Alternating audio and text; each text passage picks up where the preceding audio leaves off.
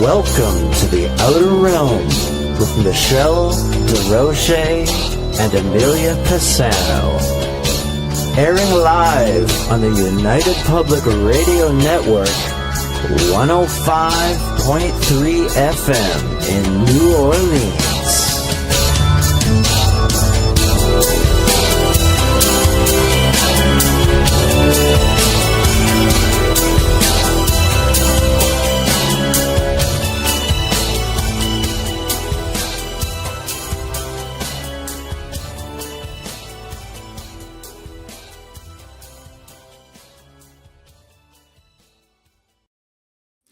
Good evening, everyone. Welcome to the Wednesday night segment of The Outer Realm. We are broadcasting live on the United Public Radio Network, 105.3 FM from the Gulf Coast, 107.7 FM from New Orleans.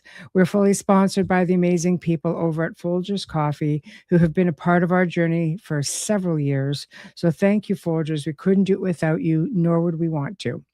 Also, big thank you to Justin Snicker, aka Dr. Snick, the sonic surgeon, for the contribution of his time, his music, and his voice for the intro you just heard. He is an award-winning composer of Halloween, horror, sci-fi, and dark wave electronic music, which can be found on all of your favorite music streaming platforms. Also, big thanks to Steve McGinnis, the artist behind our logos here at the show. Check him out on Facebook and Instagram. Also specializes in the horror and Halloween genre, but does amazing commission pieces of any type.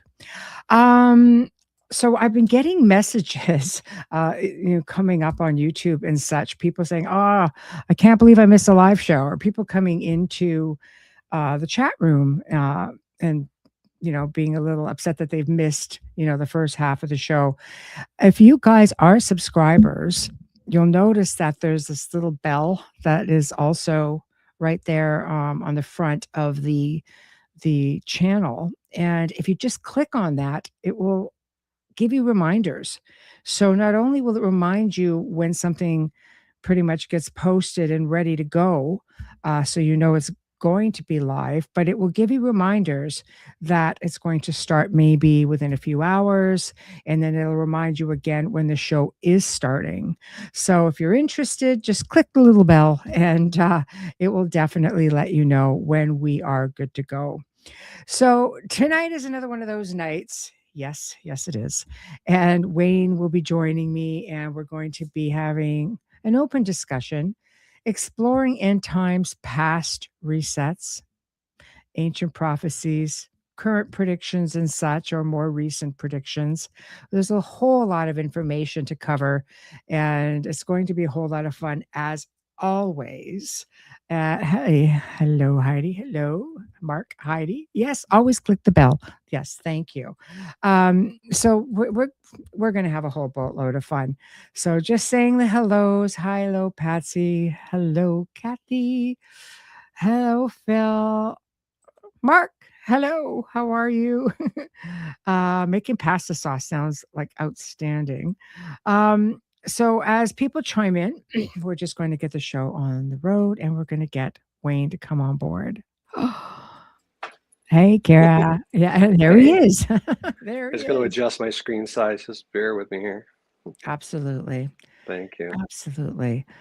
So we're just trying to get used to new settings on the board for those who may have been noticing on some of our shows. They're a little bit out there. Yes. Well, you gave me a few good laughs, that's for sure. Me too. And Wayne as well. Yes. That's awesome. As long as you're here, Heidi. I guess the platform just did a new update. So we kind of all these little gadgets to play with, such as this one, which is kind of cool. I like it. But there's some on here, that we're not sure of, but they wiped out a whole lot of other stuff. So bear with us all here on the network as we try to make some adjustments and move forward. Dexter as well. Yeah. Oh, he's well. Oh, he's really well. Yeah. I'm not well, but he is doing okay. Ooh, ouch, Phil.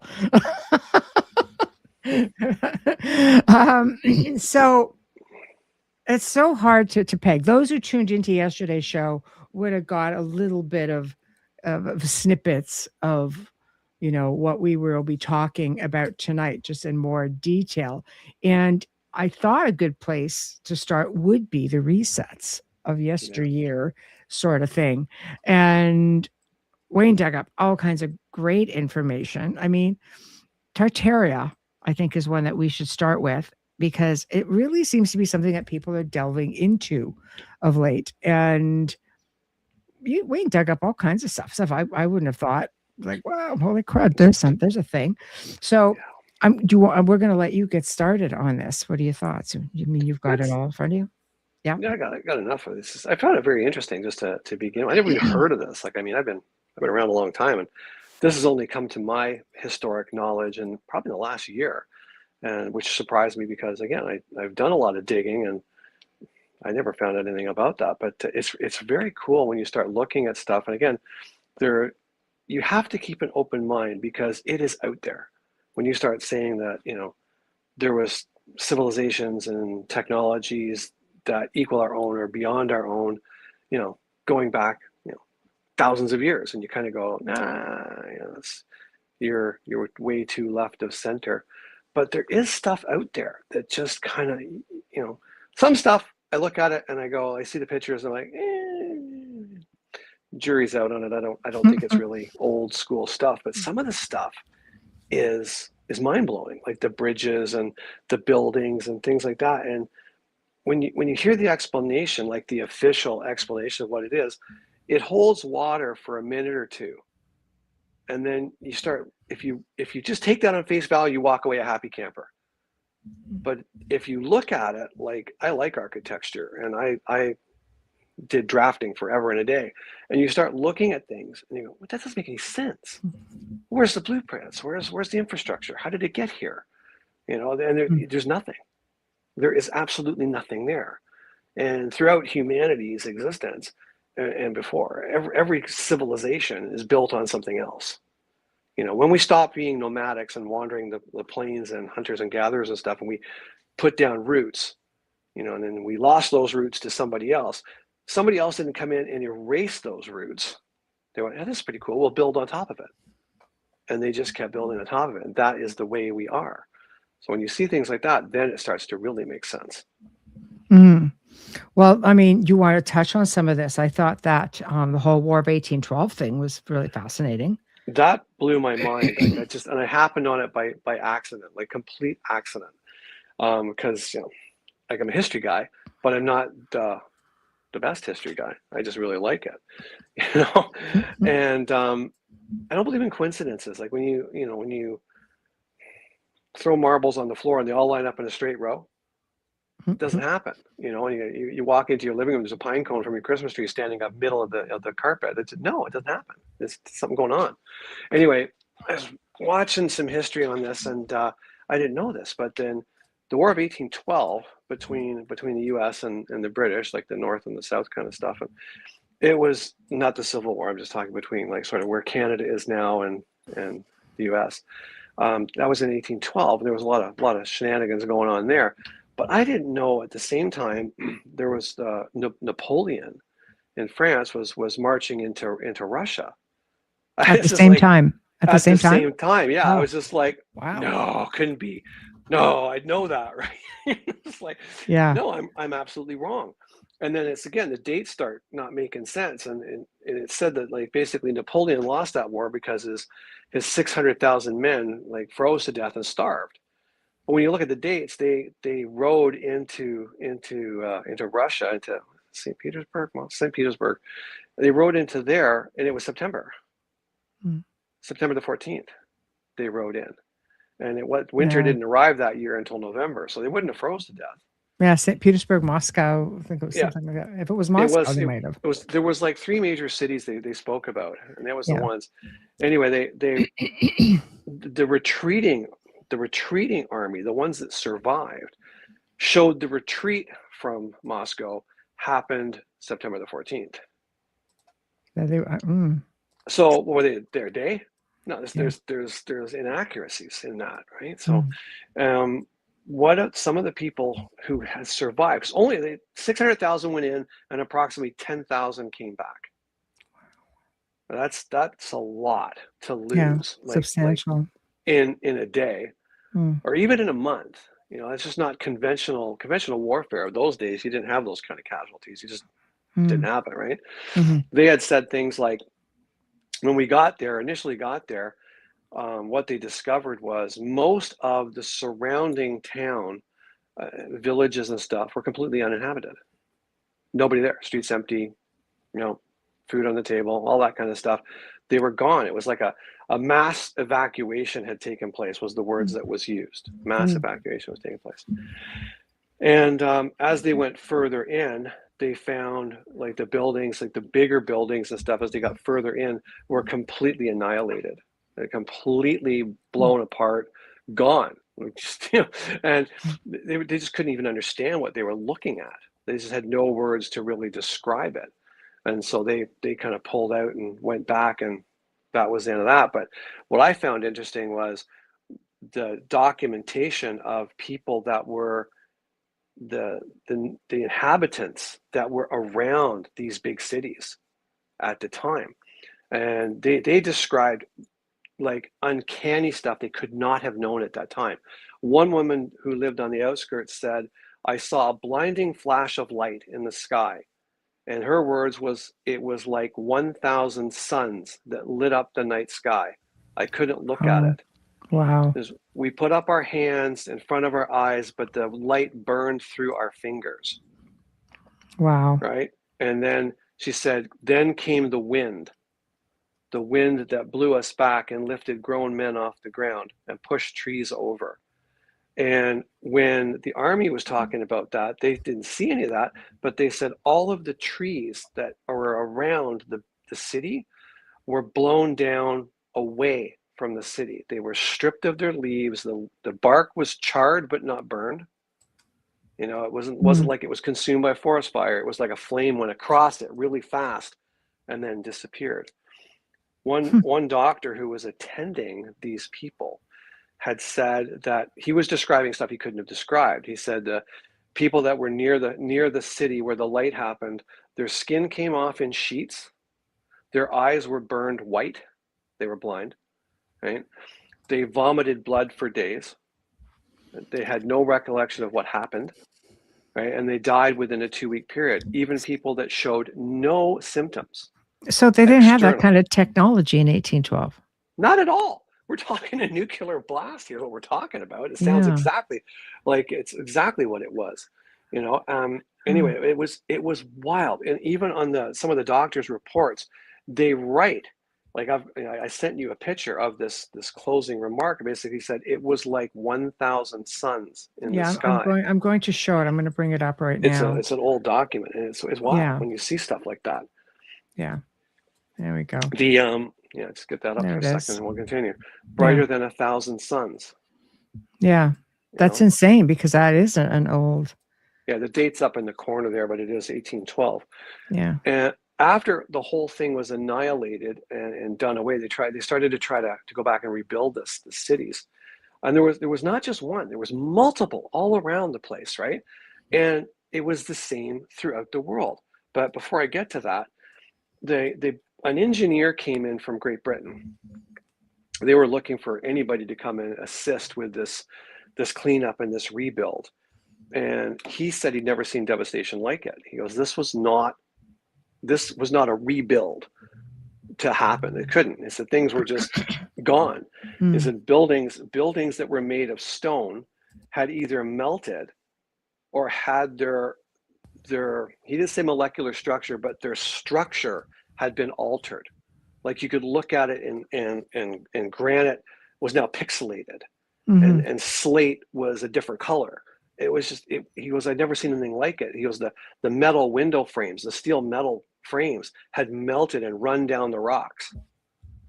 Like Wow. how do you melt iron and it runs No, down the rocks? exactly. Like that's Exactly. pretty intense. That's not normal heat. And Hmm. and stone, last time I checked, stone doesn't melt in a conventional fire. And Mm. even in a nuclear blast, like stone doesn't generally melt. It'll move and change, but he said he'd never seen anything like it. Nothing like it. Hmm. So Yeah. there was no bodies, there was nothing. It was just like gone, Vaporized, just total. vaporized, just Wow. disappeared. Yeah. But it's like I'd sent you a bunch of stuff, like 'cause I can't remember all the names of these Right. fancy places. I just don't. Okay. But at the same time in South America, the same thing was going on. All around the world. In Asia, buildings were being wiped out, and these bright lights from the sky and things like that. And during the War of 1812, here, they in the U.S. they were chalking it all up to the war, which is everyone's okay, it's the war, right? But cities were burning simultaneously. Further south, into the southern waters of the Pacific, volcanoes were going off. That's normal. But one guy said it was like nothing he'd ever seen. One island erupted after another as if they were being triggered all the way along the fault line. I mean, could it happen naturally? Yeah, it can happen naturally for sure. But then to have across the continent on the Pacific or the Atlantic side is to have an earthquake, and a priest commented on it. He goes, it was like nothing, no earthquake I'd ever experienced. He goes, the ground, there was no sound, and fire erupted through the soil. Like literally, he said it was the weirdest fire. Everything just melted and fell into the ground, just disappeared. Wow, that definitely was not that technology. So it really makes you wonder, where did the technology come from? Like What how was the technology? what was the technology? And why was it used? I mean, I can never say the word right, but it's one of the ancient Indian books that starts with the Maharabaha Yeah, something. I'm not even that with you on that one off Yeah, the I top of tried to my say it a head. few times and I just laugh Yeah, because I just sound like I have marbles yeah, in my mouth. I sound like my father. yeah. But what he was saying was they speak in this historic account within that book, Mm, right? They speak of technologies exactly like that, exactly the same things, flying ships, that came in with massive weapons. They referred to it as a silver arrow with a single point with the power of the universe at its tip. mm, That's pretty intense. A single arrow with a single point with the power of the universe at its tip. Sounds like a missile, if you ask me.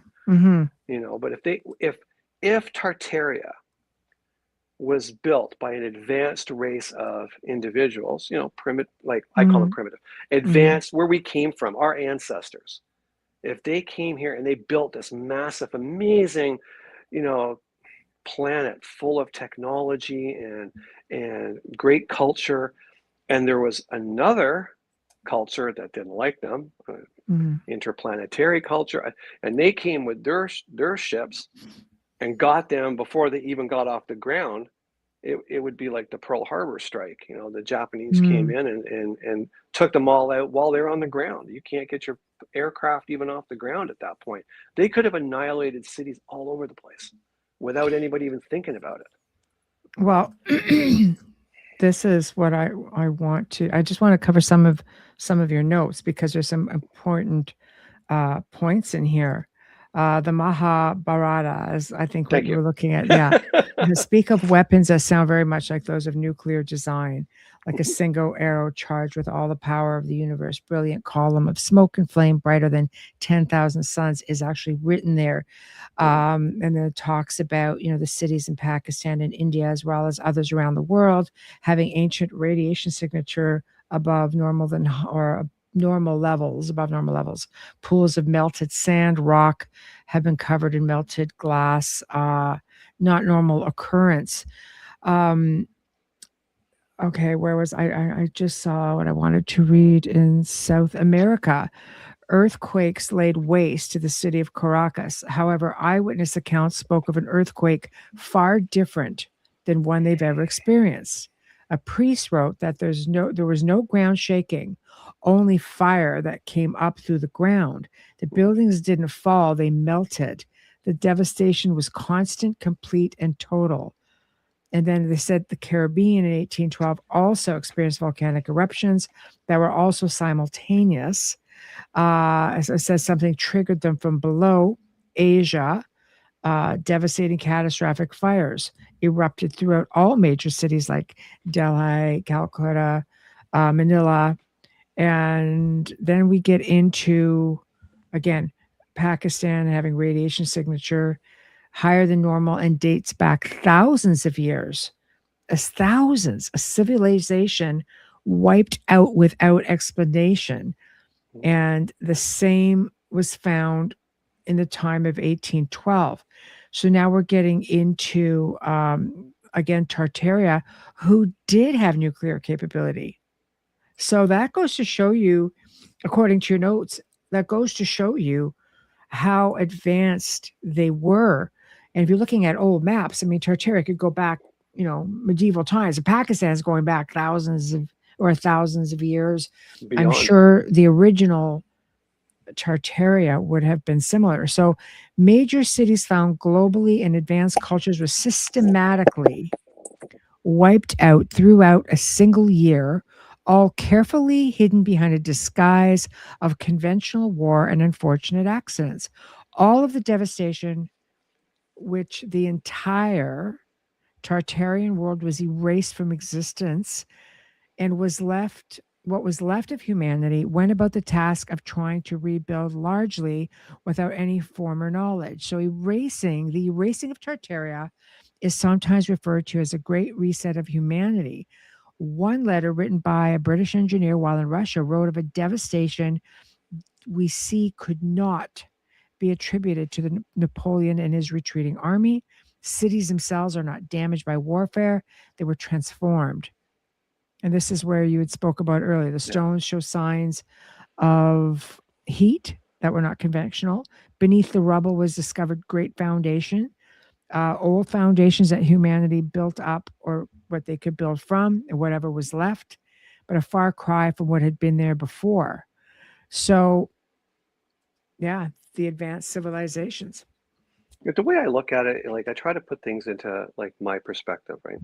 Like without bragging, I consider I think I know a fair bit about a lot of things. Like I can build stuff, I can do the electrical, the plumbing, the drywall, the lumber, the ceramic tiles, I can fix a car. I do a lot of things, right? Mhm. But Yeah. if we got wiped out tomorrow, like, and there were no generators anymore, there was no hydroelectric power, there was no generating stations, nuclear plants were blown up and gone. Mm. People come to me and say, could you get the power back on? No, I couldn't go to where a generating station once was, take the components and build a turbine. There's no way. And it would be the same back then. If they had all their major structures wiped out, Mm. complete and total, that had been there for tens of thousands of years, let's say, the people that are using all that equipment, like we use a cell phone every day. Could you build one? No, Mm. I couldn't build a Mm. cell phone. Right. So you're left with the infrastructure stripped right down to the bone. There's nothing left, and the people go, "Well, I got to stay warm today, so I'm going to make a fire." We can make a fire, Mhm. and that's where it starts over again. There's your great reset. And what Mhm. scares me these days is that I've heard that buzzword running around. It started in around 2017 or so, and it was like, "Oh, the Great Reset's coming, 2030. Great Reset's coming," and I'm like, so, boop, boop, boop, boop. Yeah. What's happening? What is that all about? Well, I think technology, as we advanced, where wealth can be made from technology, Mm, and the Tartarian times throughout the 1800s. I mean, and this was prior, I think, to 1812 because we're getting into the would world fairs. Yeah. No, I mean after, sorry, 1812 because the world fairs, many of them came in, Yeah. especially during the time of the Victorians. And I mean, they were drawing energy from the ether. However, you start looking at old castles throughout, medieval Europe or, not just, medieval times, but, 1700s, they could draw energy from, the ether. If you start digging a little bit, you find the info. But, we don't want that. And superior architecture and the way things were built. A great reset, removing all of that and all of that technology would basically put you back to square one. Hmm. with people, specific individuals, being in control of the narrative. Yeah, it's that, but that's the problem. I mean, it's like I always say, if you're the king of the land, do you want your citizens being smarter than you? No. You want a Yeah. dumb population that you can control. Mm. That was what it was, and they Mm. took it all away, all of it away. Yeah. I mean, I'm looking at stuff, and again, I'm practical. I can be silly at times, but I'm practical. Mm. You know, when Mm. you build something, you build a deck. You build a deck on the back of your house. You don't make the deck 35 feet wide Mm-hmm. because you only need 10 feet. You know, it's just a Yeah. waste of material. It's a waste of effort. It's a waste of time. Mm-hmm. And I'm looking at some stuff, but again, some stuff is just it's the way it's built. Okay, fine, I can deal with it. But when you're looking at a stone bridge, where most of its artistic artwork, all of that beauty they put into it, is 20 to 30 feet underground, and you don't see it. Mm. Like, why do you put all that effort in, knowing full well you're going to bury it? Makes no sense. And you look at how wide the bridge is, and the bridge is like as wide as a 4-lane highway. But the only traffic that bridge is ever going to see is a horse and cart and a handful of people. Mm-hmm. Financially, it doesn't make sense. Engineering wise, doesn't make sense. Technology wise, it doesn't make sense. It's overkill for the sake of overkill. I mean, that's really overkill. So basically, just using things that they've uncovered that have already been That are already there. there. Exactly. Patsy makes a really good, it's a good question and comment. Could this have happened? Maybe due to a past advanced culture with weapons that were preset to go off in the future. Michelle and I talked exactly that. Mm. You know, I said they could have planted these things in the ground. Mm. You know, a nuclear device could be down a mile, 2 miles, buried in the ground, and it could be triggered remotely. It could be triggered by a time clock, something that we don't understand. You know, if you get too cocky, boom, it goes off, and you'd never find it. You know, primitive culture would not go digging 2 miles in the ground in the search of something that they don't even know is there. No, and this is what I'm going to put up Patsy's comments in a moment about out of place artifacts. Mm-hmm. Right? I mean, we could do a show, and you know what? I think maybe we will, just on out of place artifacts and things that are out of the ordinary with respects to even locations. So we'll come to the comment now. The famous London hammer found in Texas, 1936, an object that looks like it's a 19th century tool, but was found in rock dated to the Cretaceous period over 100 million years ago. Absolutely. Absolutely. Conventional history through skeptics suggests it's a 19th century object encased in younger rock through natural geological processes like concretion, not actual ancient dating to the tool itself. It's still considered an out of place artifact. Anyway, you look at it, and people are still leaning towards the first comment, copied from the internet. Yeah, definitely weird. Out of place artifacts are well worth the deep dive. Oh, done it. In fact, Joe and I have done like an entire show on it. It was crazy the stuff they have out there, but would definitely be interested to catch that show. So many times I will let you know. Hi, Michael. Yeah. It gets buried. One thing just about out of place objects, I think the one that I found most fascinating was in Russia, and you know, through the permafrost. I mean, that stuff has been there forever and a day. Yeah. It never thaws. Permanent frost, right? Anyway, they were digging out there, and they found a woolly mammoth intact, and it had its baby and everything else. There was a herd of them out there that just laid over on their side and died. Right? Okay, fair enough. When they excavated those out, how old are woolly mammoths? So they dig them out, and they found a lump of, it was either an aluminum titanium mix, but it looked like a skid plate of some sort of landing craft that would come straight down. It had a bored hole through it. It was flat. It was corrugated on the bottom. Yeah. It's a machined hole. It's been in the ground before the mammoths landed on it. That's 10,000 years. It hasn't give decayed. or take. I know. You put aluminum in the ground, it turns white. You put iron in the ground, it goes orangey red, and everything dissolves. This Mhm. thing looked brand new. Where did it come from? Mhm. Like that to me is just like, oh, that's a not a It misplaced makes you object. That is wonder. out of place. Yeah, it makes you wonder. It's just one of those unnatural things that sort of you can't say, well, this is just this. It's like, no, this is something really substantial, Yeah, it is you for know? sure. I mean, And you start getting into um did you want to add to that? no, you go ahead. Okay. You start getting into different uh different things of that nature, and you just start realizing just how much bigger things actually are Oh, it's than vast. us, bigger than us, you know. Oh, so much. Yeah. And the thing is, like, it's the narrative. I mean, like the one fellow that when you had the gentleman on for the flat Earth theory, Yeah. you know, He was great. Yeah. he was great. But I Mhm. loved his perspective because, like, again, I'm in school and I'm learning about the planets and the solar system and things that go round and round, all that stuff, Yeah. and like you're being taught that Yeah. by someone who is apparently smarter than you. Yeah. And they were taught by someone who was apparently smarter than them. And Mm, it goes down the line. But where I'm going with this was, mm. you know, I'm thinking to myself, well, they have telescopes and we've seen pictures from space and all he did was he went like this, he looked at the camera and he just said, and who provides those pictures? The Mm, government? mm. Hmm. And Wayne's Yeah. light bulb, boop. That's true. I know. All I the know. information that we get given to us is just that.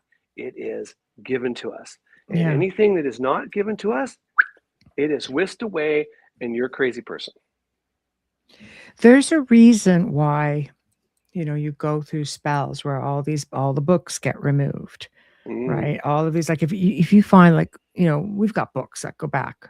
I mean, I've always tried to find books that go back to the 1800s, even like old encyclopedias. People laughing, why do you want old, you know, Encyclopedia Britannica or whatever when you can just go online and look? Because there's information locked in those that you may not necessarily find, that it's just anymore. been removed, disappeared, Oh yeah. right? So it's good to have old books because if you look at a lot of posts that are online, even through social media, you see people just scanning pages or taking pictures of old pages in a book pertaining to information they're talking about, and you're realizing, you kind of think back. I think I remember reading something about this one time, or this is new. It's like what Mark Aldi and I were talking about a little bit yesterday. This, along with these resets, is forgetting things. It's hard, you're hard pressed to even remember things going back 30, 40, 50 years ago. We get snippets, but he says, yeah, it's just like every 10 to 20 years, you just kind of go through this little, you know, erasing of memories. It's bad enough we come here kind of wiped clean and have to, evolve ourselves to be able to go in and have recollection of who we are, where we come from. Mhm. Um, but what is it about? What is it about this? You're forgetting Well, stuff. it's interesting because if you go by, Yes, Mandela that's right. effect. If you go by, let's say the government regulations up here for taxes, for instance, like I've got to keep records for 7 years. Mhm, They got to go back 7 years. After 7 years, they don't care, right? mhm, In computer systems now, they have that automatically. It's an mhm. automatic purge. So can you imagine if humanity has that, if we are just a simulation? So after so many years, you don't need that data after 15 years, Wayne. We're just going to purge that. It's like, Now we have to go I'm back sure, and I'm sure revisit the something happened. Matrix again. I'm sure something happened. I know something Mm, happened. yeah, I'm sure I yeah, had a friend that day. I'm sure we were at a picnic. yeah. Yeah, it really gets crazy though, when you Hmm. start thinking about it. But I think it's like I always say, I say a lot, all the world's a stage. Well, I've Everything's said hidden that in for plain years. sight. Yeah, things are hidden in plain sight. And I think maybe one of the reasons why the internet's a great gift in many ways. It's a great gift. It just gives you so much information. It just sort of connects people. And then I often wonder, because it's grown to the point where people have inputted so much information into it that people are starting to question things and go, hey, wait a minute.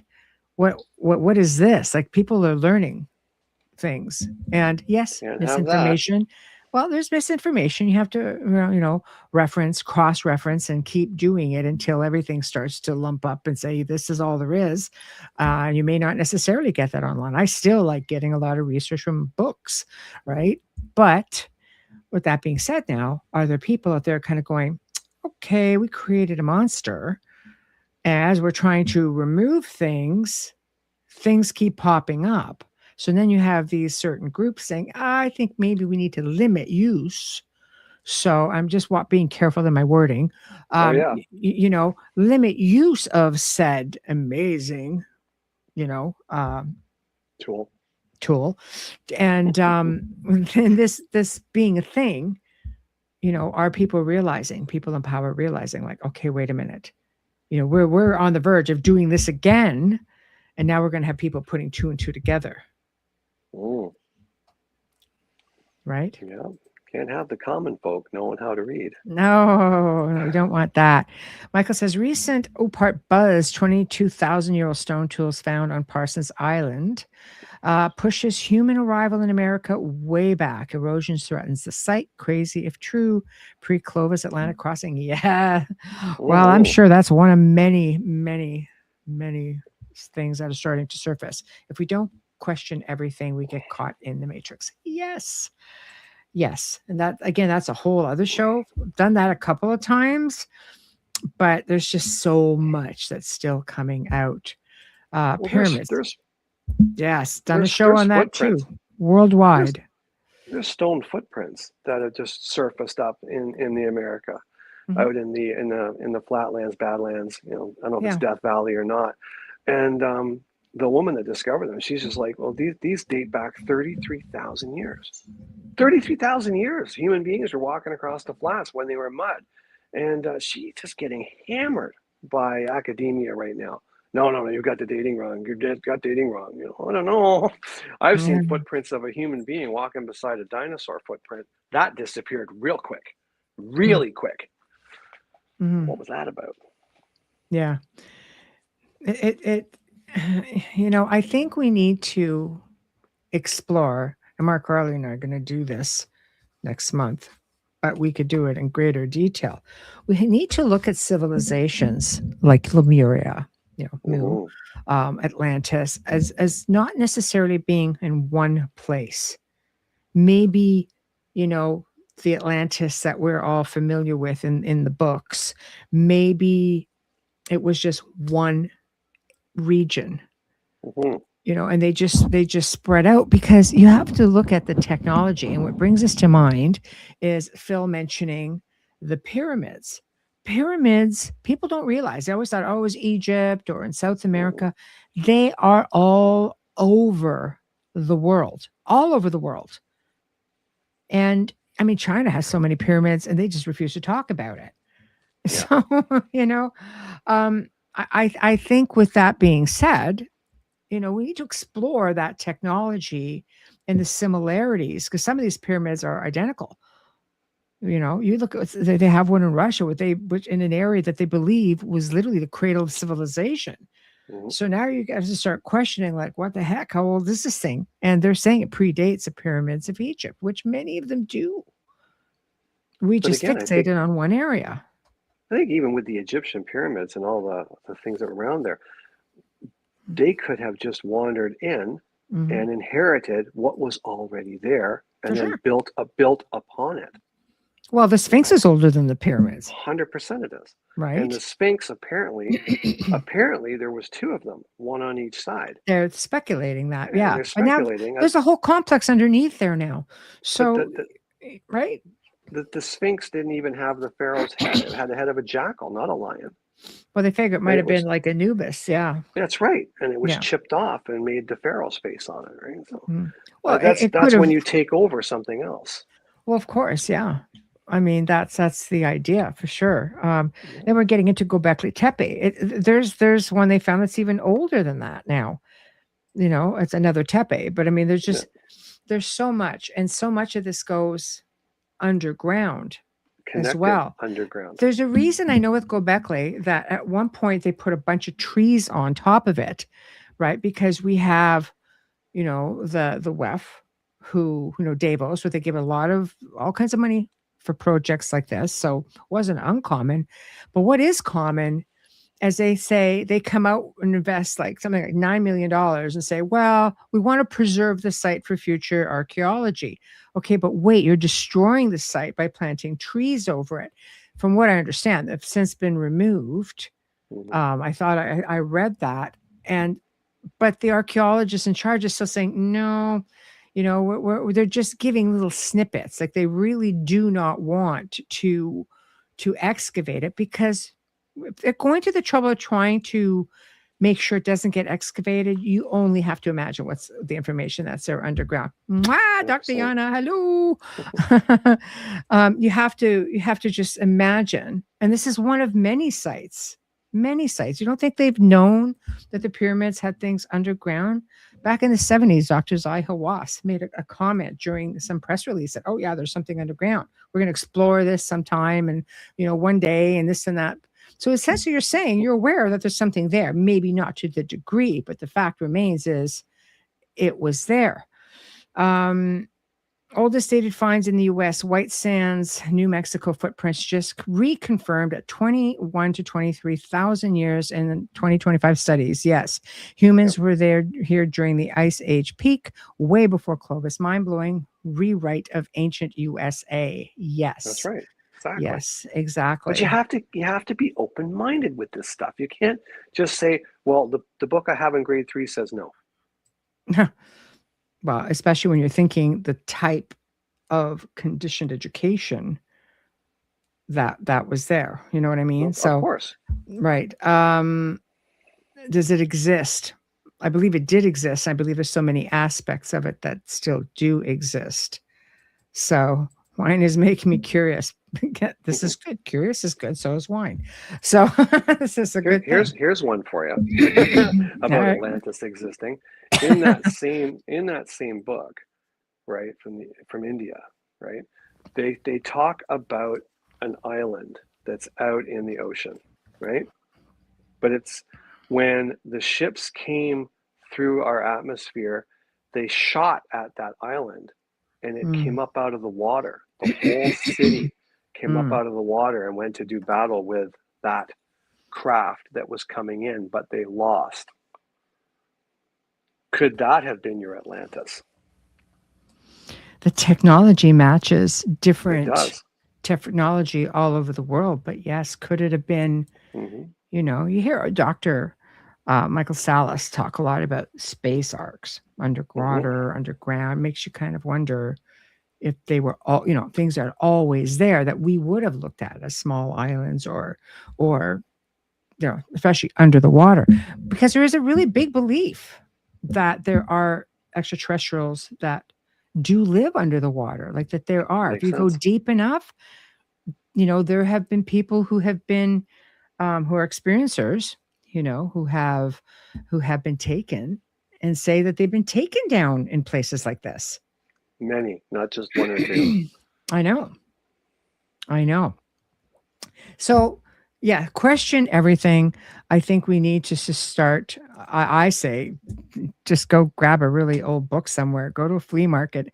Hey, Kevin, go to a flea market and try to find an old history book somewhere and see. Just see.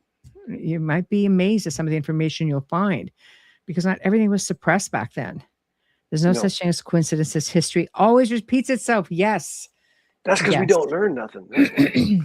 But Well, look at that thing I was we just may showing not you. have any choice, No, true.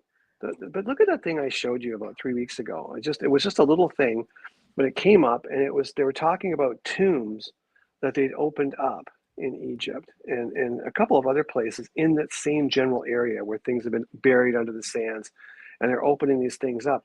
They had lights on, no wires, no nothing, been Mm. burning for 4,000 years and still lit. Yeah, see? You know, like I watched Mhm. shows when I was a little kid about how they got light down into these tombs.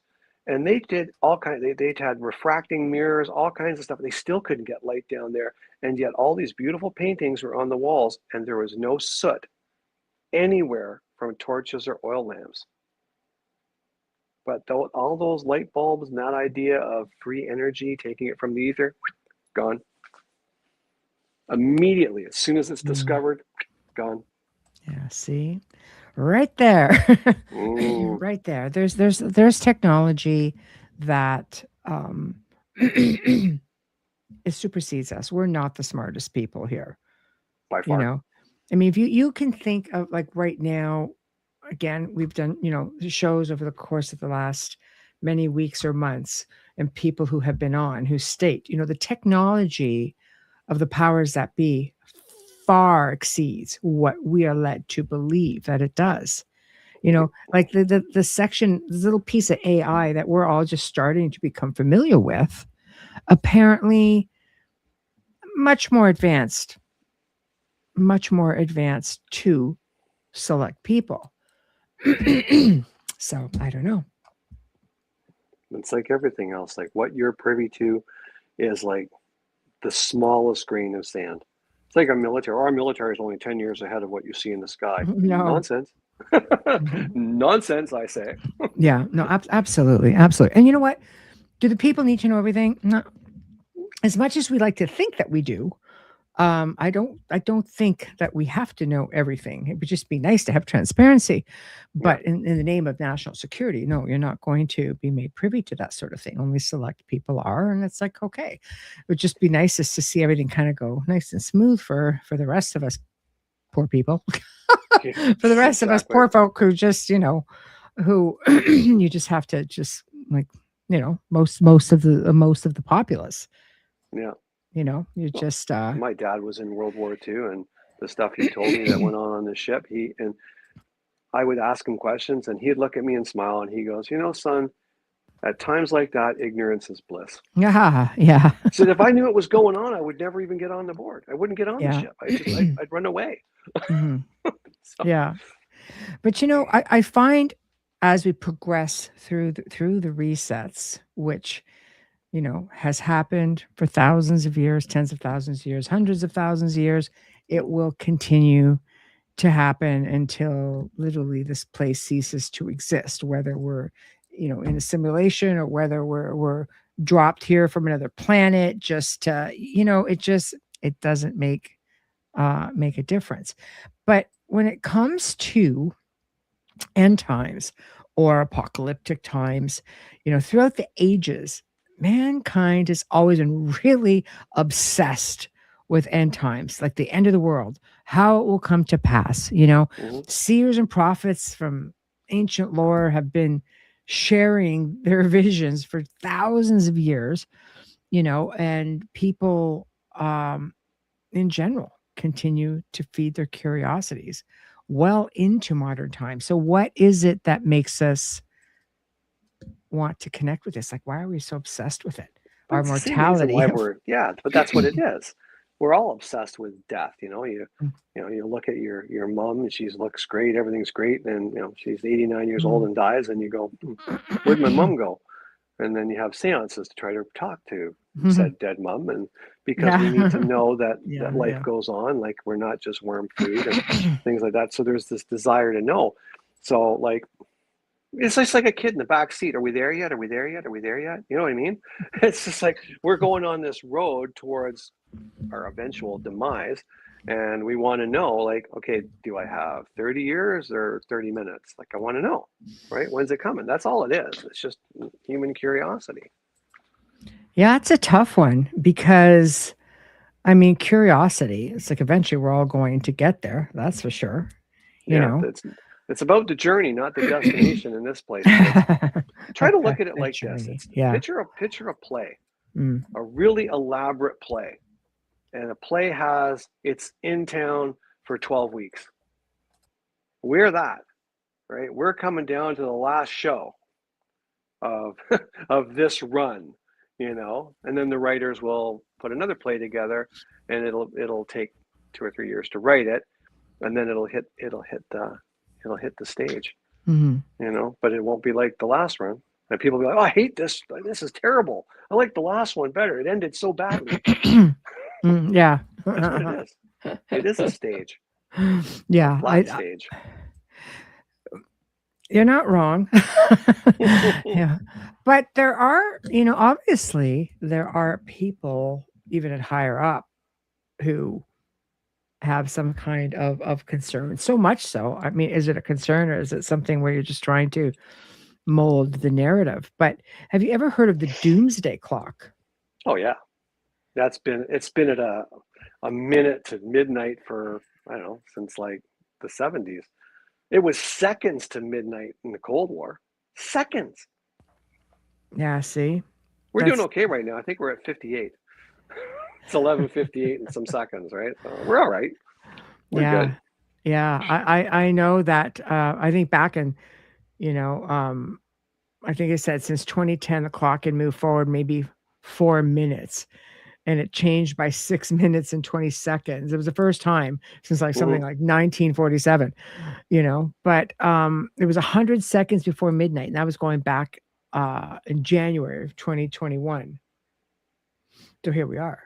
The doomsday clock, right? So, but I mean, going back into all of the ancient cultures, all of them, had, I mean, going back to the Assyrians, Zoroasters, you're going back to Ragnarok, all of these places and people and different mythologies, would talk about their version of a revelation, right? Nostradamus. I mean, here's the thing: when you're looking at predictions and prophecies, right?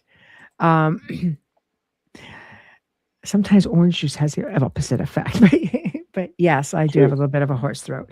That's because she was yelling at me all afternoon. Oh, you're funny.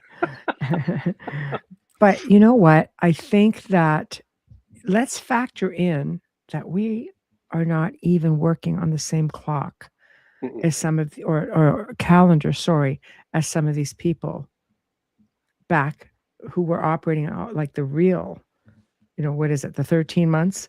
And here we are 12 months. The astrological calendar. It was different now. So they're making these predictions and people are just waiting for them to happen, going, well, they're way off. Yeah, but we're on a different calendar. And when you factor in time itself doesn't even really technically exist, I don't know. Nope.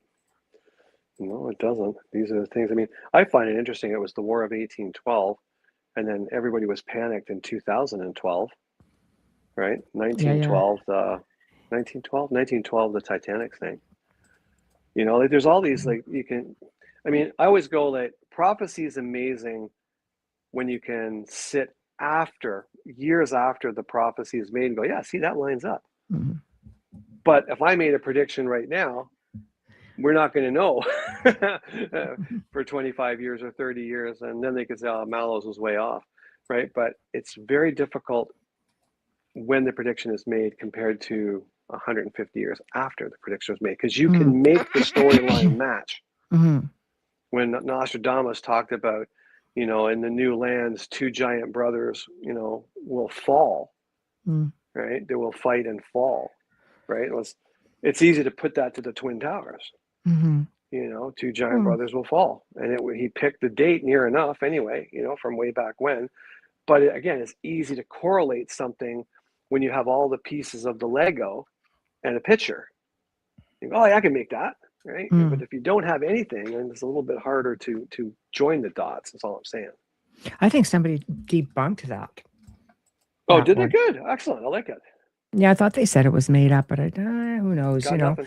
There's a whole lot of things. I mean, I remember my sister brought it to my attention. She was all about it. So it's my older sister. I listen. Yeah. I like to go back just to some of the people who we are really familiar with. Baba Vanga is probably one of the more recent, I mean, she died, I think what was it? The 80s. Let me go back to her. I have her page up here.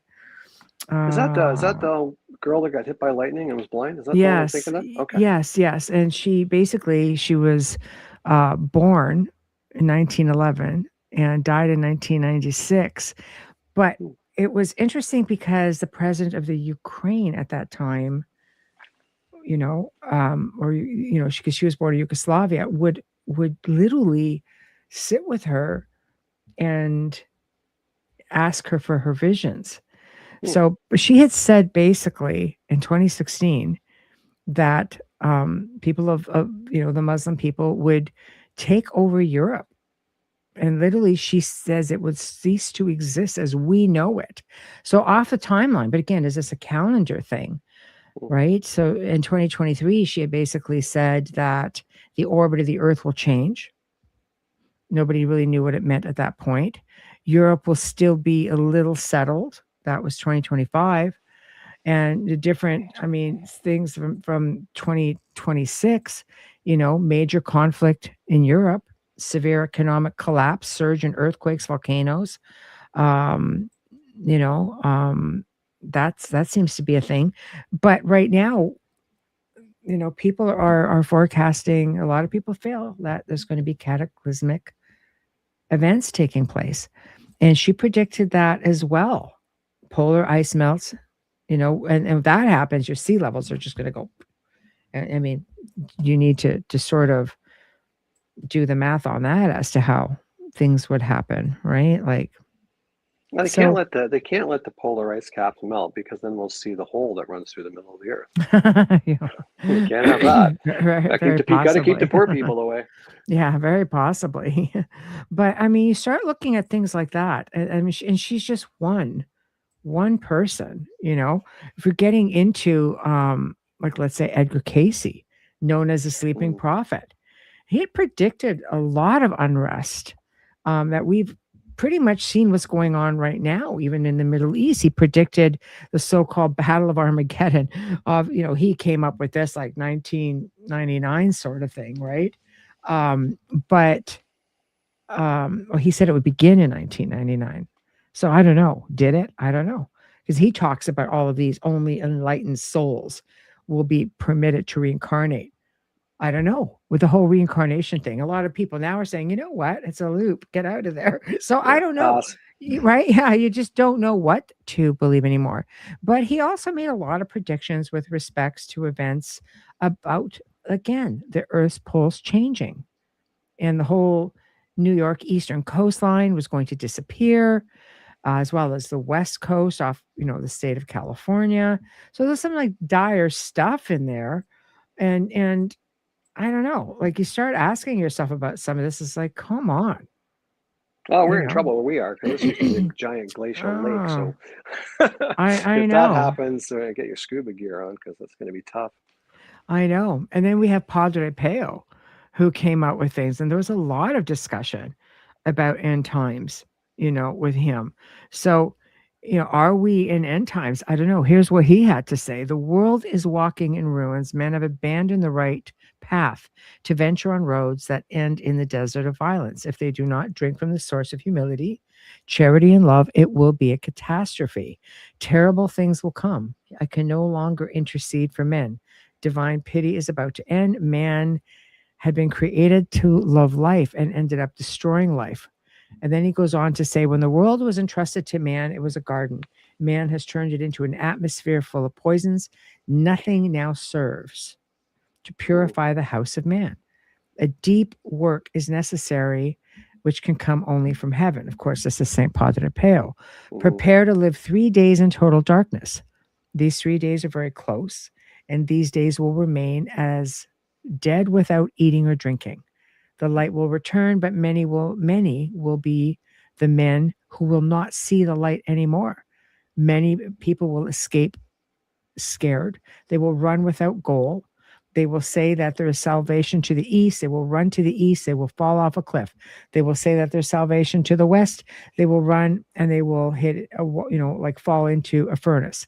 The earth will tremble in panic, and it will be great. The earth is sick. The earthquake will be like a snake. They will feel it crawling everywhere. Many stones will fall. Many men will perish.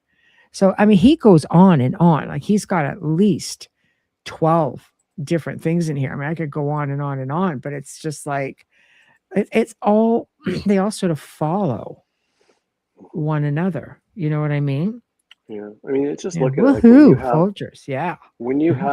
Thanks, instead of Michael. deep cleanse, when you have a deep cleanse, even at the house, like if you have a deep clean, what do? Hmm. You scrub everything down, you throw out everything you don't want. You know what I mean? You purge everything. So if we're heading for like a deep cleanse, it's like, well, boy, get the Yeah. fleas off the dog's back. Here we go. Yeah. It's true. Mother Nature's going to hand us our butt. I'm telling you, I've been saying that since I was 10. Yeah, I completely. I mean, we've been pushing our luck. End times radar pinging hard. 2026 solar maximum chaos. Rumored global reset. Whispers and ancient calendars syncing with modern prophecies. Revelation 6 vibes feel real. Yes. Yep. Yes. Exactly. So I mean, we're getting into some, some really hardcore things for sure. And also, I mean, we have to remember things, again, the sign of the times of the people who were writing these things.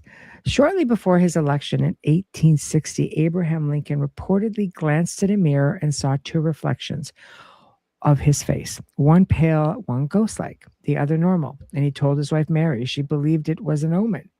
So one face meant life, the other suggested death. Well, of course, he would win, a second term. And of course, we know how that ended up.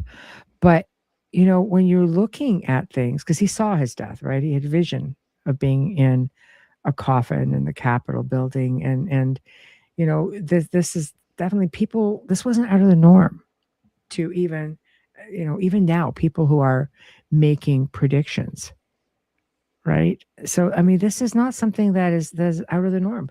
But then we start getting into, I mean, even, I mean, I'm just trying to think of what the heck her name was. Why am I drawing a blank? Because they're taking your memories from you. Yeah, probably. Darn it. Bastards. Yeah. Anyway. Yeah, I think, if we can, what I was going to say is how many things have been mistranslated? Like when we think of the four horsemen of the apocalypse, right? We think, oh my God, yeah, it's very biblical.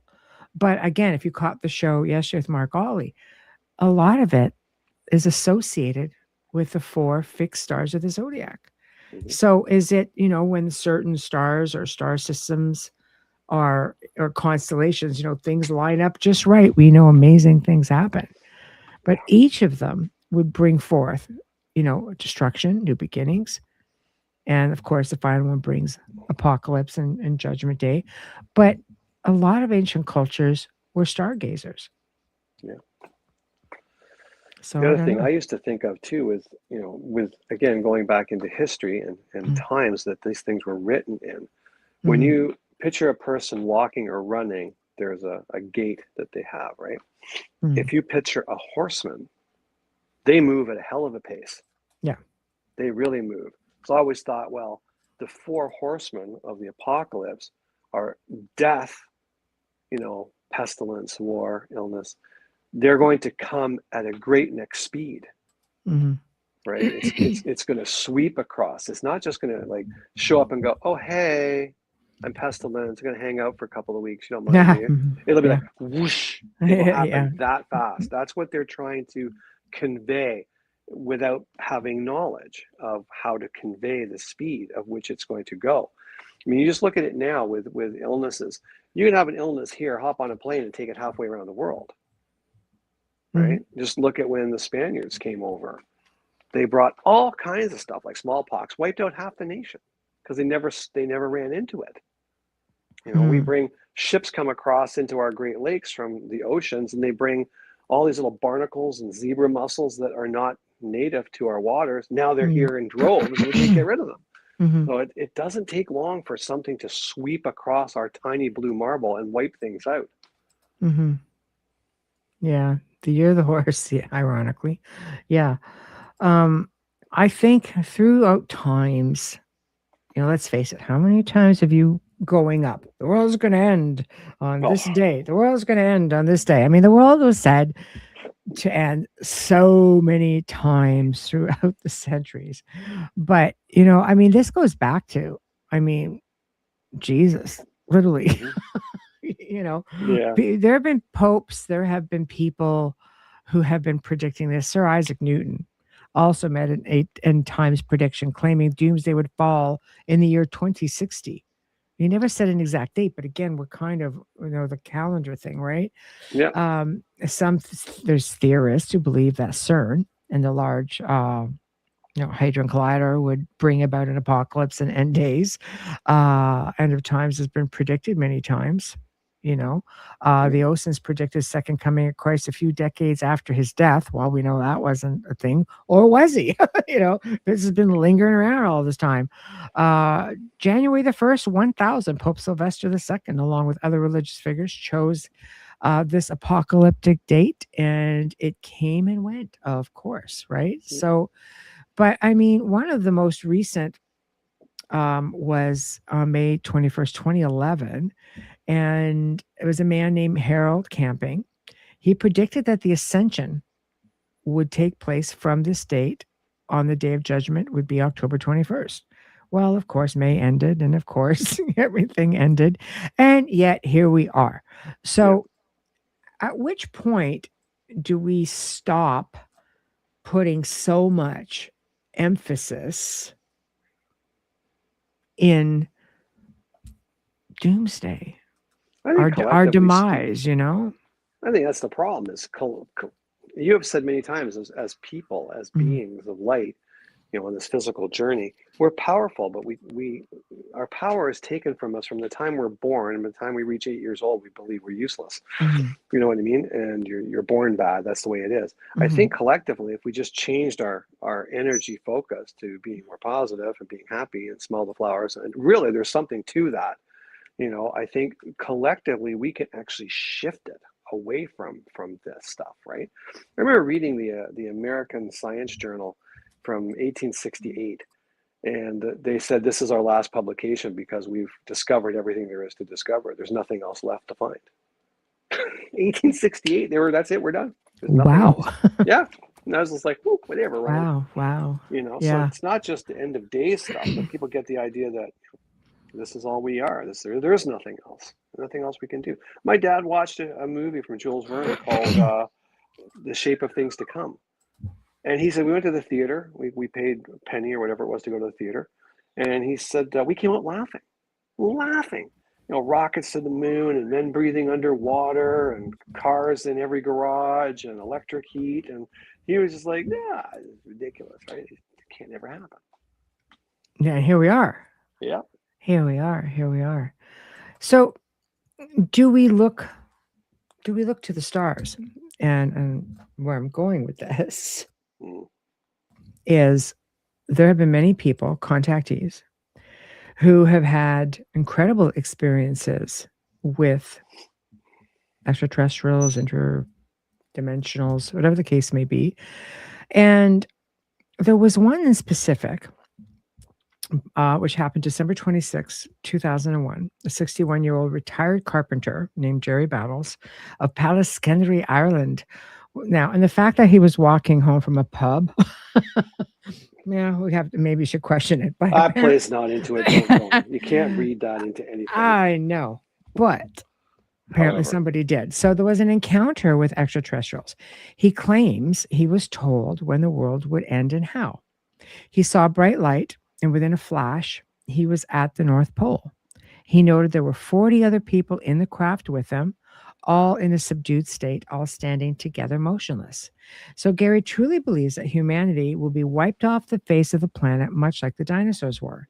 The messages, the quote was, 850 years from now, a giant asteroid, so we still got time, but if you're going by this guy, basically, as this giant asteroid is going to obliterate your planet. It will be the size of Munster and will approach your planet from the 35th quadrant. They went on to state, we are 4 million light years more advanced than you are and have been observing you for all, or all of you, for a millennia. They continued. In all that time, your planet has excelled in two things: global warfare and lying to your own species. You must use the force and be one with it and harness it. So, what did a certain somebody know about this? The Star Wars. Anyway, they continued.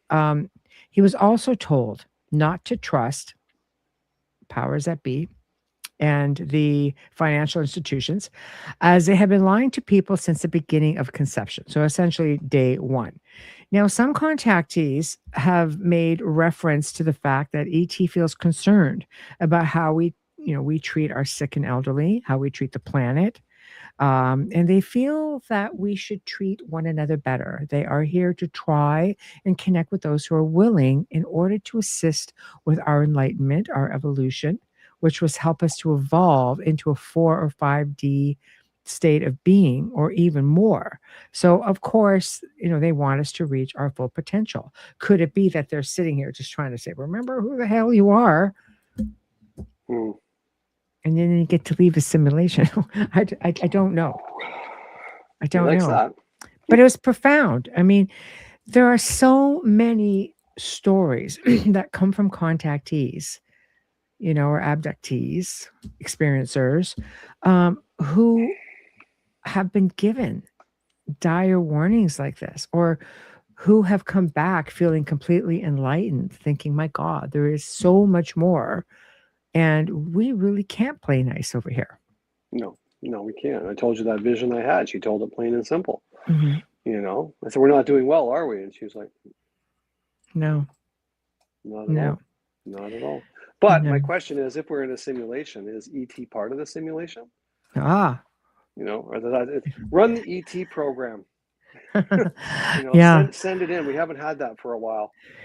Yeah, there's a lot of people who believe that we are. There's a lot of people who believe that it may not always have been that way, but that somewhere along the line shifts have happened. Did we sort of, blow ourselves to smithereens? Did we, were we on another planet?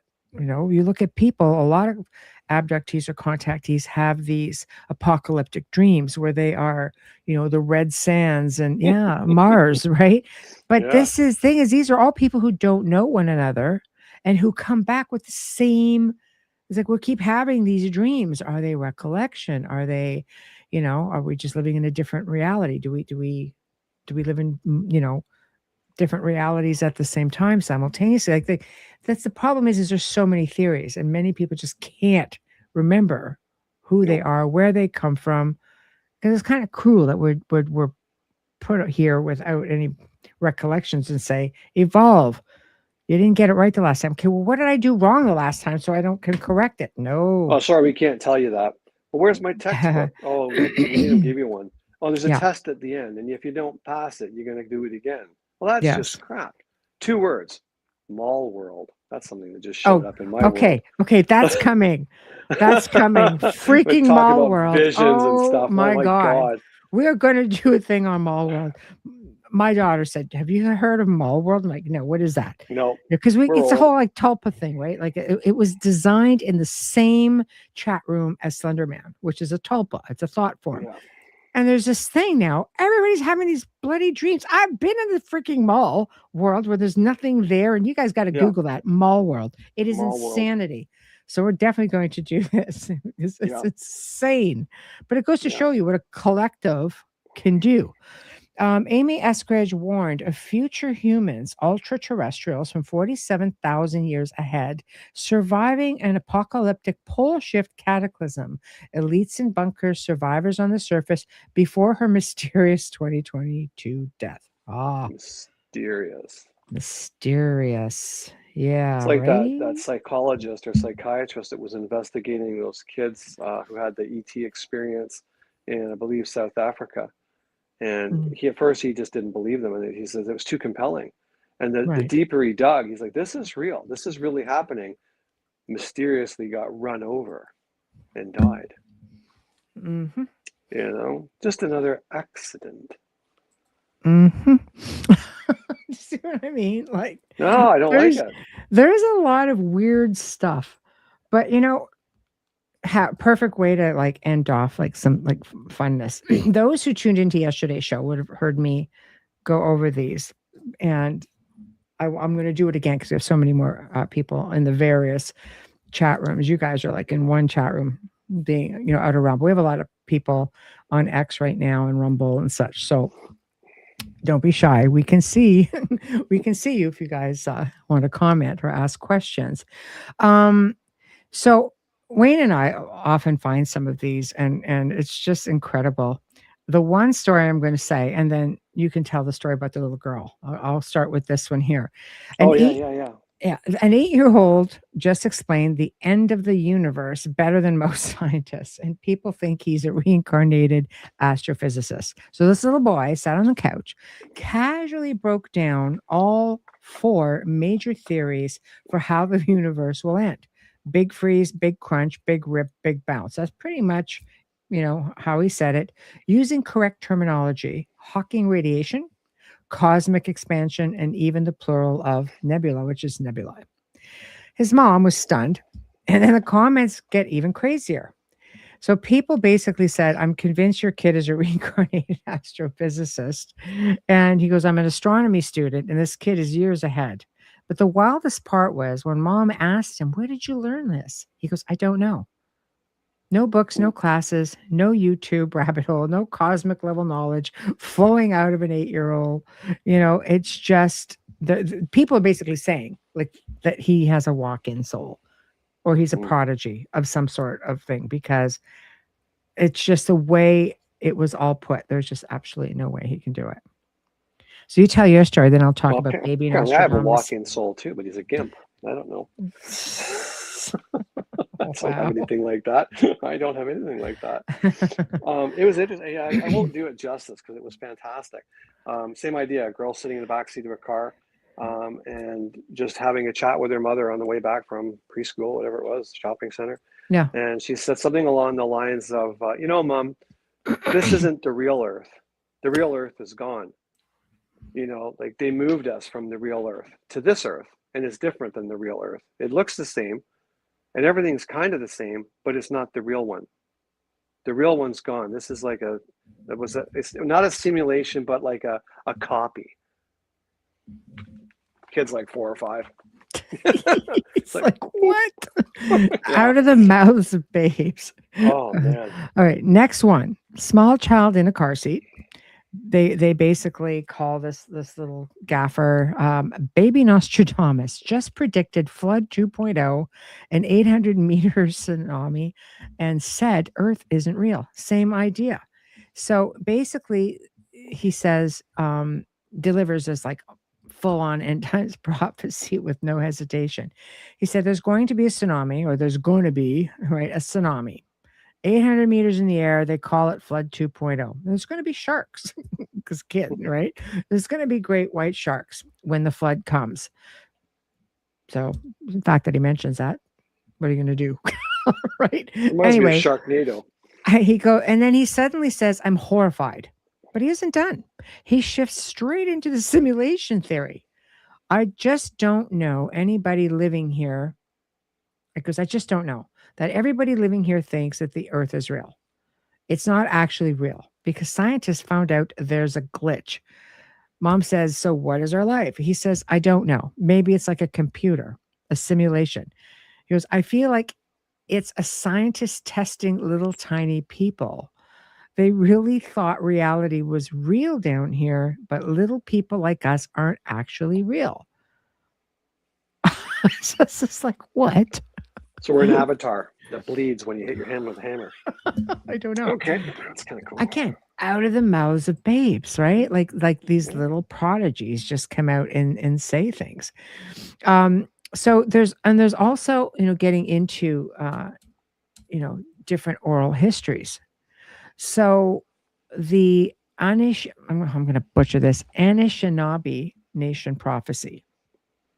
The seventh prophet that came to our people so long ago was said to be different from other prophets. This prophet was described as young and had a strange light in his eyes. So, in the time of the seventh fire, new people will emerge. They will retrace their steps to find what was left by the trail. That's interesting. Their steps will take them to the elders, who they will ask to guide them on their journey. But many of the elders will have fallen asleep. They will awaken to this new time with nothing to offer. Some of the elders will be silent because no one will ask anything of them. The new people will have to be careful in how they approach the elders. If the new people will remain strong in their quest to extract knowledge from the elders, the water drum of the Midwinwin Lodge will again beat from the ancestor spirit. There will be a rebirth for all of the First Nations and a rekindling of old flames that will start to rage in people's hearts. The sacred fire of the ancestors will again be lit. It is time that the light-skinned race would or will be given a choice between two roads. One road will be green and lush and very inviting. The other road will be black and charred, and walking it will cut their feet. In the prophecy, the people decide to take neither road, but instead to turn back and remember to reclaim the wisdom of those who came before them. If they choose the right road, then the seventh fire will light to the eighth and final fire, an eternal fire of peace, love, brotherhood, and sisterhood.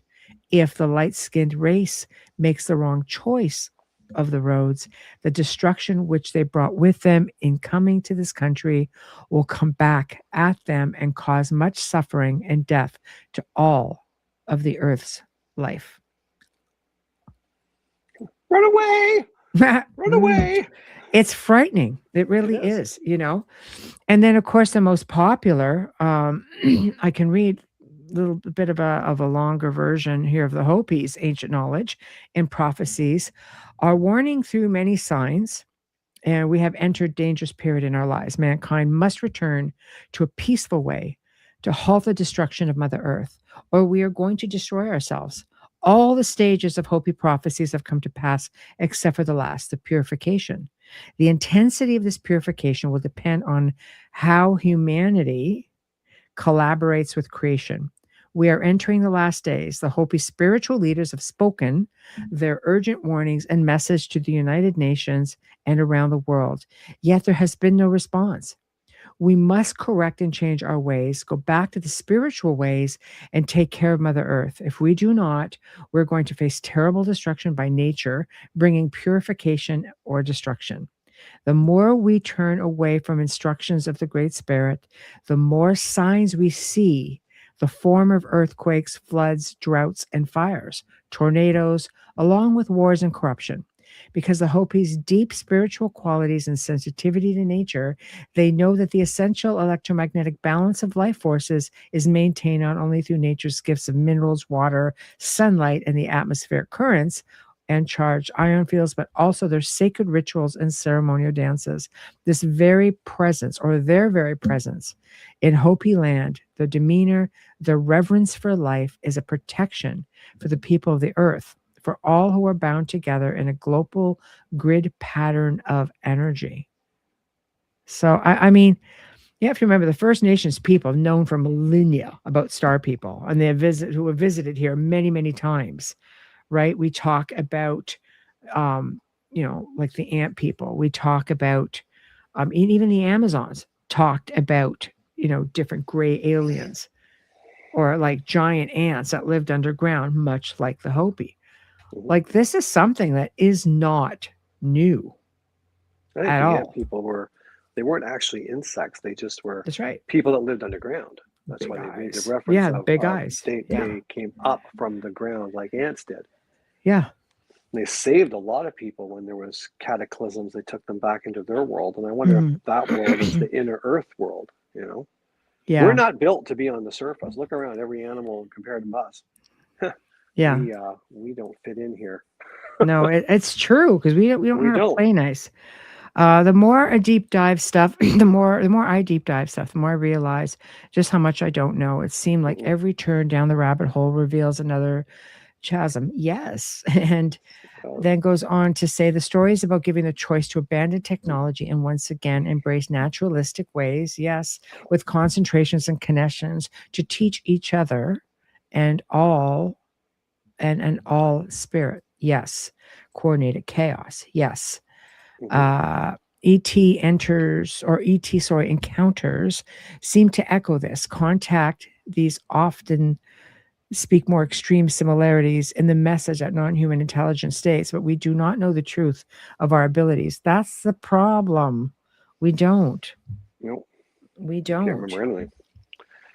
If you go back, into the times, even the indigenous people living, far away from like even this technology, many of them, obviously, I'm not saying they're all out, and there are some who choose to not be right in metropolis, and I don't think they're affected by all of the crazy frequencies and Nope. a lot of that technology. They keep things very simplistic, while others don't, obviously. I mean, they're not living in the dark ages, but those who really do follow the ancient ways, and there are some, there are some people, you can read about them, not just in North America, but different parts of the world, where they still abide by the old ways. They respect the word of their elders. And I had, a Native Canadian friend of mine say, he goes, so many have abandoned the old teachings. And that's just where a lot of the ancient wisdom comes from, So it's just, it is a shame. It is a shame. That's the allure of the magic box, right? Mm. That's what it is, right? Technology, the magic box, as I call it. Yeah. Unfortunately, that's just the way it is, and it's where we are. We're here. Well, we're here. Yeah. We are here. I remember being little, and I remember talking to my mom one day, and I was outside. I was probably 5, really young. And it was a nice night, and I asked her, I said, "Where's the other moon?" You talk about young kids and speaking out of turn kind of thing. And she said, "Well, there's only one moon." I'm like, "No, there should be 2. Where did it go?" And then she said, never thought, and I never thought about it again until literally 2 years ago, 3 years ago, maybe. And I decided to look it up just to see what planet in our solar system has 2 moons, and it is Mars. So that's what I was said. Is that where I come from? Is that why I have all these dreams about that planet? I don't know. Well, I mean, heck, it's possible. I think that there are some that are really embedded in there, Yeah. Oh, they are. Oh, for sure, for sure. But you know what? Even Dolores Cannon had basically made a prediction, of a geophysical event, and there were 2 maps that were done. She published a map in her book Conversations with Nostradamus, and not too far off from this other map that was created by a gentleman named Gordon Michael. I'm going to see if I can put this up. Hold on. Hold on. Let me see. I just want to try to finish off and share this. Okay, 1 second. Okay. Yeah, it's not going to let me do much of anything here. So let me see if I can share this with you guys. It's on my file. Yeah, I'm just trying to get a bigger picture, but I may not be able to do it. So, okay. So here we are. This is the picture that I'm making reference to. And if you look at it, it's basically showing, like this. I mean, I'm guessing this is Africa, but it also has the USA and Canada. Yeah. Okay. Yeah. So after the pole shift created by Gordon Michael Scallion, this one right here, it shows the freaking pyramids underwater partway again, right? Because again. And then here, of course, we have Canada and we have North America. So I think what's left literally are these brown sections here, these black sections. Yeah. That's frightening when you think about it. But you see, I mean, just look at the map up here. Look where the water is. Look at the land that's left. And then ask yourself maybe why there would be some areas of the world right now, that have been on fire, not anymore. That may be deliberate or may not have been. And why they're sort of being not rebuilt on, at least not the way they were. Mhm. I'm going to leave that right there. So just, things to think about. Yeah, right. There we go. There we go. July 2025 in East Carbon, Utah, bull found mutilated, organs removed. Later test showed unusual soil chemistry and dead flies. Look, that's interesting. Cattle, new relation crop circles. Yeah, deep dive, a favorite of mine.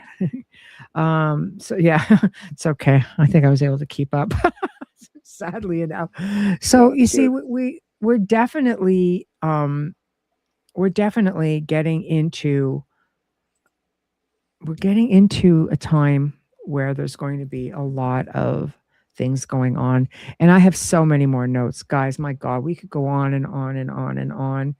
There's so much to talk about. But the idea here, I think, is that we do need to find a way to reconnect with the planet, with the collective consciousness, and do what we can. We may not have a lot of control over what's going on out there, but we do have a degree of control over putting out positive thoughts into the collective and trying to help our fellow man, help one another, help ourselves just get to a better state of being. If we live in a constant state of fear or anxiety or depression, that's just creating this whole loosh thing.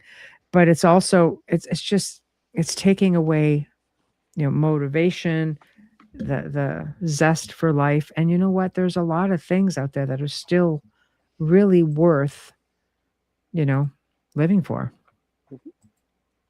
So I don't know. It's a positive outlook coming from like a recovering negative thinker. Mhm. It is it's a way to do it. I always say I want to just not have to mechanically put it into place. I just want to have it run like my breathing runs. I don't have to say, okay, wait, it's morning, got to remember to breathe now.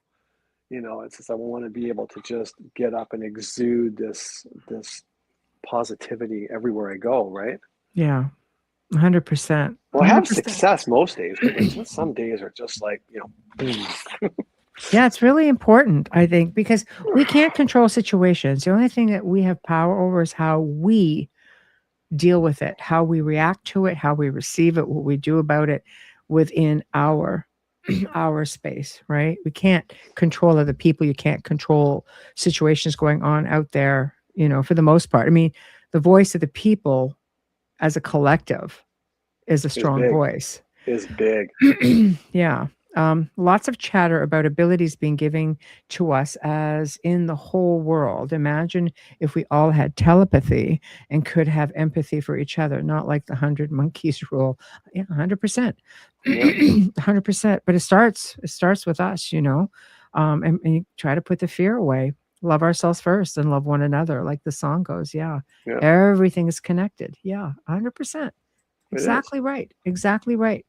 So, I think New Year, moving forward, trying just to look at things and showing gratitude. I read this article today that I found very interesting, and it's saying luck is not just a thing. Okay. Luck, you actually train yourself with luck. And I'm thinking, how do you train yourself with luck?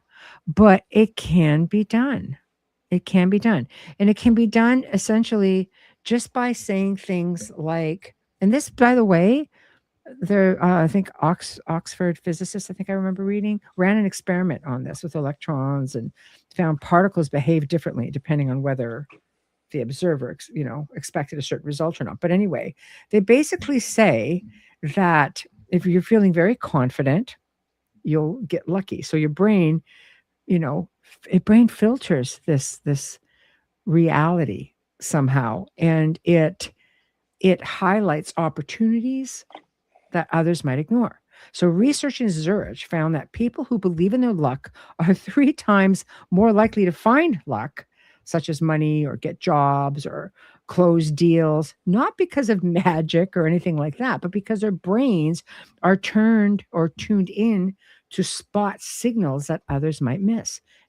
Quantum experiments with random numbers showed a really strange pattern, and participants focused their intentions and nudge possibilities or probabilities beyond statistical norms. Yeah. So it's not mysticism. It's the power of focus and aligning quantum possibilities in your favor. I went to work with a woman like that, like just the, a bit strange, but like the most positive, outgoing kind of person, always positive, like just, and Mhm, lucky beyond. Like this person had like horseshoes, like I'd mhm. never seen horseshoes. Like they had like, I'm not a sports fan, but the guys at the office were just like, hey, we're going to do a sports pool for Yeah. football. And this woman, they go, why do you want to play? And she's like, well, what's it about? And so they explain. She goes, what color are the uniforms? What color are the uniforms? No. And Mm-mm. they go, blah, blah, blah, blah, blah, blah. Oh, I like that. I'll take the blue one. They all laugh. They're never going to win. They win, take it all, right? She wins. She goes to the casino with some friends. She doesn't bet. She doesn't do anything. Oh, I like the dinner. I'm going to go for the dinner. So they go there. All her friends take off, and she gets a glass of wine and goes and dumps $20 and gets four tokens of $5 each for the $5 slots. She wanders around, just drops them in one machine, two machines. Second machine, she wins $5,000. Wow. $5,000, but she doesn't play, right? Like it's like that person is amazing. I just love her stories. I just love her stories because it was always like that. Yeah. But it happens. I mean, I know people like that, I mean, it's like a way of manifestation. Yeah. The study is fascinating. I'm familiar with it. It ties in with spooky action at a distance, quantum mechanics that are on the presence of new understandings of our real reality. Yeah. I mean, if you can, and because they believe, I mean, I've had guests on in the past who've talked about manifesting your reality and swear it is true. They have helped clients do it. Clients are like, yes. I mean, just in my father's side of the family, going back into the 70s, they had one guy win a lottery twice at almost like $500,000 at a time. I'm just like, what the hell? And it's like a guy is just lucky. And I'm thinking, no, there's got to be more to it, even back then. Right. So it's just if it has anything to do, if it's similar to being able to manifest your reality, I guess it's the same idea of affirmation Mm. and basically saying no, like looking at everything as being glasses half full, not half empty. I'm so grateful every day. Oh God, I was lucky. You make how many green lights? Like Wayne and I were talking about it. You make like 6 green lights and you only hit 1 red. It's like, instead of saying, God, that was pretty good, it's a matter of, God, am I ever lucky Mm. that this happened to me? I'm so fortunate. Like just things that are affirming. Yep. And But how many rewiring your brain a times? bit to look for it, right? But how many times do we do exactly that? That we make 6 lights and get caught at the 7th, and we're like, oh, I didn't have a perfect run. We It's true. focus on the negative part, Yeah. and we power the negative part rather than saying, oh, I only got caught at 1. I made all these. It's amazing. I mean, just look at the house in Niagara, right? Like that was out of my wheelhouse a mile. But I Yeah. took pictures of it and I put them everywhere. And I just wrote my house. Not that I'm going to buy this house. It's just like, no, it's my house. No. Took 2 years, but it was It ended up being your house. I know. I know. So you see, things happen. Things happen. So we'll leave it with that. And because it's a positive affirmation and just retraining ourselves to be more on the positive side of things, because you see it every single day. You just look around you, maybe in your community, maybe within your friends or family, looking online. I don't get online a whole lot onto social media unless I'm just sort of promoting. But every now and then I'll be able to sit with my latte and have a look and say, God, I notice things. Right. And you see it everywhere. And what negativity does. And not like there isn't reason to be negative. I'm not going to come out like kumbaya, everything is well in the world. That's not what I'm trying to say. What I'm trying to say is that the negativity, you can see it, how fast it grows as a collective, and the hardship, and well deserved on many levels. And then there are some, and I can only use myself as an example. When something happens, do we take it for granted, or do I just say, wow, yeah, that's cool, and say it instead of just rewording Yeah. those good things that come out and just trying to? It's a good experiment. I'm willing to give it a shot. We can all use a little bit of luck. So My sister has an extreme gratitude journal. Extreme, like it's extreme not just a gratitude. gratitude, an extreme gratitude. Oh, it is, and I it's love not it. on the computer. She Yeah. hand writes it all out, and she Mhm. told me about this last spring, and Mhm. she says, in my extreme journal, I write the page number every day. I only write 1 or 2 lines, not like it's Yeah. huge. Right. Every time I do a journal, and she said it was April, I think, and she said I'm at my 100,000th entry Your of sister's like extreme right on it. gratitude. Oh Yeah. man, yeah, Right. And that's being gratitude for your food, right? Showing gratitude for your food, showing gratitude for everything. everything. So I think it's lovely. I do. I think it's lovely. It clearly works. Your sister does okay. Oh, she does okay. Yeah, exactly. So, okay, I think we're pretty much coming to the end of the show. And you guys That in was chat fast. room, Holy cow. I know. You guys in chat room are always so, so awesome. And we're just so grateful and lucky to have you all sharing in our segment. So thank you. Tomorrow night, Giulio Consiglio is going to be joining us discussing his latest book, Here we go. Your Highest Vibration. Realize your full potential through chakra work and meditation. He first teaches you how to connect with each of your chakras separately and then guides you into working with them.